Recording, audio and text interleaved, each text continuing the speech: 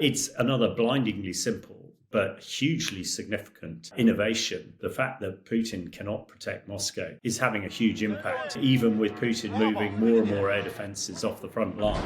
And not only are people saying you can't protect us in Moscow, but you can't protect the front line either. Hamish De Bretton-Gordon, former British Army officer and military analyst, and author of Tank Command. Hamish, we're seeing remarkable innovation from Ukraine. Can you explain how they're using balloons to strike Russia? The use of balloons is probably one of the most innovative and important additions to the Ukraine arsenal that we've seen in the last couple of years. I was very familiar with the use of balloons and aerostats in Afghanistan, where we use them to mount cameras on and EW to try and search for insurgents, and then keyed up jets to prosecute what we call dynamic targets.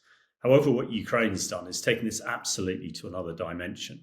The ability for these, I think they're saying there are a couple of $100 for these balloons to fly at 10 kilometers in altitude above the range of low-level air defense, and to carry a payload and then release it over a target, sometimes thousands of kilometers where the balloons originate. It is phenomenal. And the way they've done this is through the heavy use of artificial intelligence, the real sophistication on the way the sort of jet streams or airflows go. And although they don't have direct control over these things, because they're so averse with the way that the airflow is going, they can predict pretty much where they're going. And as soon as these drones or missiles get into vicinity of a target, then they are enabled to go and attack those targets.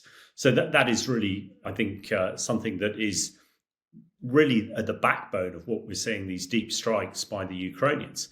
I think the other thing that they're doing is, because there are so many of them, again, the word mass, they're really eating up the air defense of the Russians, which means that a swarm of drones to St. Petersburg and Moscow, it completely overwhelms the system. And the final bit about the air defense, which I think is hugely significant, because these balloons are flying at 10 kilometers, the only Russian air defense that can take them down are the S-300s and S-400s.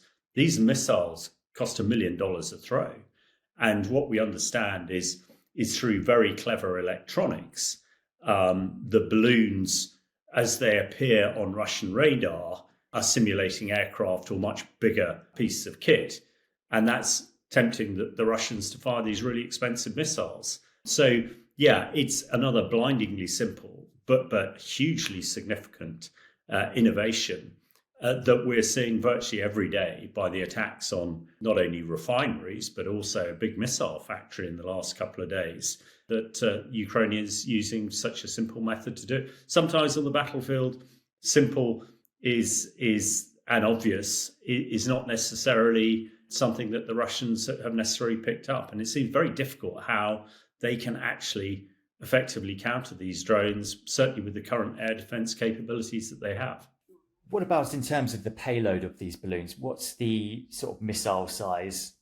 Well, at the moment, it's still fairly small from what we understand, and certainly what the Ukrainians are releasing to the general public, as it were.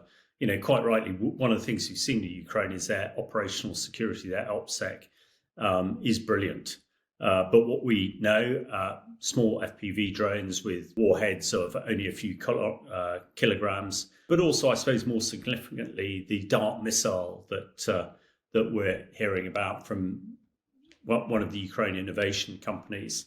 Now, the significant thing of this is, although it's a fairly small warhead, 3 to 5 kilograms, but it is also sort of anti-electronic warfare. So even if Russia uses its very extensive electronic warfare devices, which it's done pretty successfully, then the Dart missile, we understand, will not be affected by that. And also, it is incredibly accurate. So although it hasn't a huge payload, what we're understanding is it can get through the air defenses, be they physical, as in missile air defense, or electronic, and very accurately get to the target that it's expected to go to. Is there a risk that Russia will simply copy this and turn it back onto Ukraine?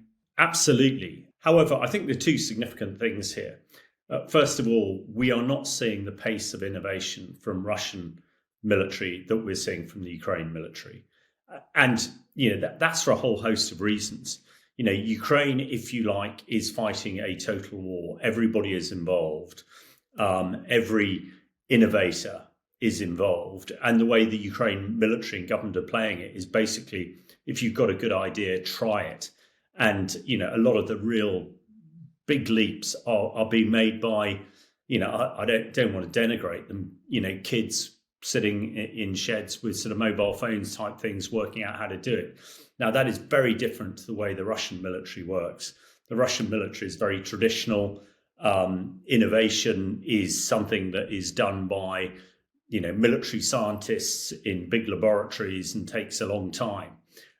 It's slightly what we in the West are, in the UK, our procurement issues are a lot of legacy issues. We're not facing an existential threat like the Ukrainians are. So I think that's the key thing. That's why we're not seeing the innovation. But there is a very simple geographical reason as well, is that the airflows go from the west to the east, in other words, towards Russia.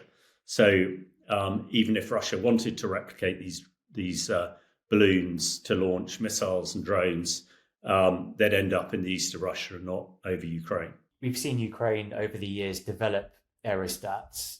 Would you be able to explain the benefits of them? Is it simply because the drone space is just so crowded that they need to go higher? Aerostats have a number of advantages. First of all, some of them are quite large and can carry quite a heavy payload. Lots of cameras, lots of electronic warfare. And even if they're shot down, certainly some of the ones that I am familiar with from Afghanistan and Iraq times, would come down fairly gently, as it were, or could have devices fitted so that the cameras and electronic warfare equipment on them would not be lost. It's the price.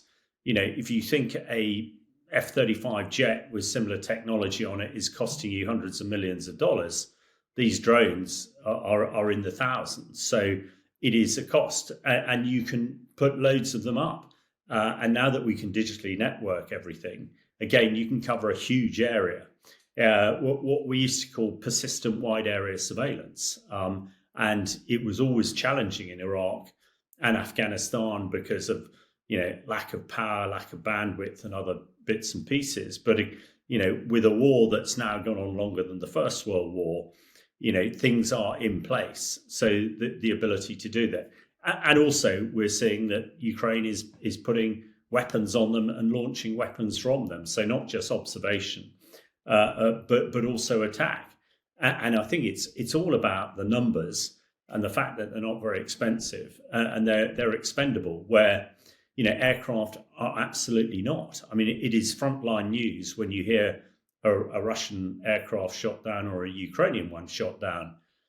The fact that hundreds of drones and hundreds of aerostats and balloons are probably being shot down every day is not big news, because it's not big money. But the impact that they're having, the ability to extend Ukraine's battle deep into Russia, that is what's hugely significant. And that we know that is really hurting the Kremlin at the moment.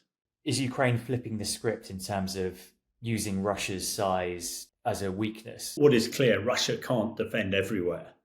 And the deep battle, as we call it, that Ukraine's conducting at the moment, and its ability to cut lines of communication, its ability to attack critical national infrastructure, is having a huge impact. It goes back to actually the way that the Russian military is run, and it's sort of rather lack of innovation or not at the same pace that Ukraine is. Also, because of the command and control within the Russian army, the people who are making the decisions are basically based in Moscow, and Putin still has a very clear hand on it. Everybody knows that logistics wins wars, whether it was General Slim in Burma in the Second World War with the 14th Army.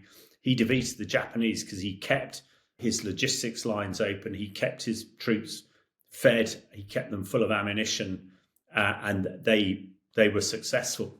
But similarly, we're looking at the Russian army, where communication routes in the Donbass have pretty much been cut. We've even seen Russia painting trucks blue and orange, which are full of ammunition and fuel to try and, for deception, but that's having none of it. We're seeing attacks into Crimea, which is the other way to get logistics to the front line. Again, there's no fuel. You cannot buy fuel in Crimea, which is why everybody with their dachas on the beaches is now trying to sell up and leave. So that is really strangling the Russian army. But then you go deeper into the battle, deep into Russia, where there is just not enough kit to protect these oil refineries. Even the oil refinery in Moscow that's been hit, that supplies 70% of fuel to Moscow, they can't even protect that. So yeah, Russia it must be feeling very, very vulnerable at the moment.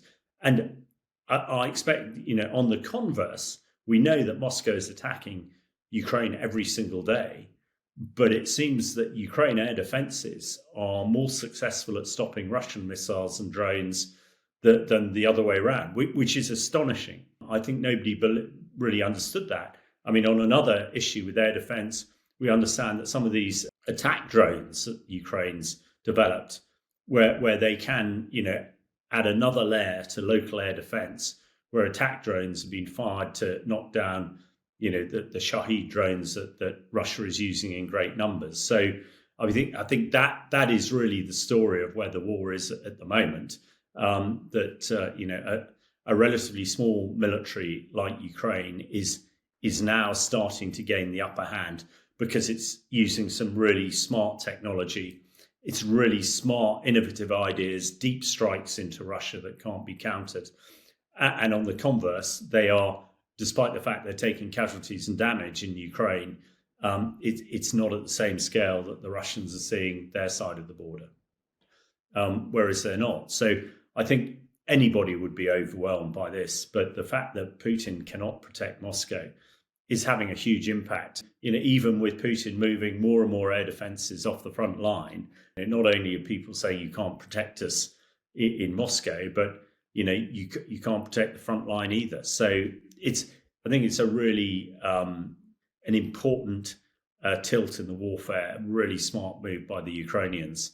But again, it's we need to learn, I think, from what Ukraine's doing and how they're doing it, because for really defeating a city like Moscow and pushing the Russian army back is something that nobody, certainly when the war started, nobody thought we would be where we are now, and even a couple of years ago. So yeah, it's a new type of warfare that at the moment Ukrainians are very much in the front.